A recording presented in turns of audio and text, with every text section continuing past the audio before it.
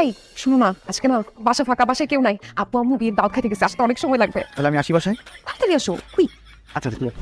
ওকে বা। হ্যালো। এই শুনো না, আমার বাসা না একদম ফাঁকা, বাসায় কেউ নেই। আব্বু ছোটটাকে নিয়ে ডাক্তার কাছে গেছে, তুমি চলে আসো না এক্ষুনি প্লিজ। ও শিট, আজকে তোমার বাসাও খালি হওয়া লাগলো। আমার বাসাও ফাঁকা মানে? আপনার কার বাসা ফাঁকা ঠিক সত্যি করে বলো। আমার ফ্রেন্ড তন্ময়ের বাসা খালি, এই জন্য আমরা সব ফ্রেন্ডরা ভাবছি যে আজকে ওই বাসায় আড্ডা দিব। এখন সব ফ্রেন্ড ওই বাসায় যাচ্ছি, এই জন্য বললাম আর কি। বাবু তোমার কাছে আমি আগে নাকি তোমার ফ্রেন্ড আগে? অবশ্যই তুমি আগে, দুনিয়া একদিকে আর তুমি একদিকে। তাহলে সোজা তুমি আমার বাসায় চলে আসবে, ঠিক আছে? আর যদি এখানে না এসে তুমি তোমার ফ্রেন্ডের বাসায় যাও, তাহলে কিন্তু আজকে তোমার খবর আছে বলে দিলাম। আরে এক্ষুনি চলে আসতেছি। এই মামা 4 নাম্বার চলো। আপনি না পাইলেন 7 নাম্বার পাইবেন? আরে এখন 4 নাম্বার যাবো, চলেন তাড়াতাড়ি তাড়াতাড়ি। তো জান, তুমি আর কত সময় লাগবে? জান, একটা তো সমস্যা হয়ে গেছে, খুব ইমার্জেন্সি, বড় ঝামেলা হয়ে গেছে।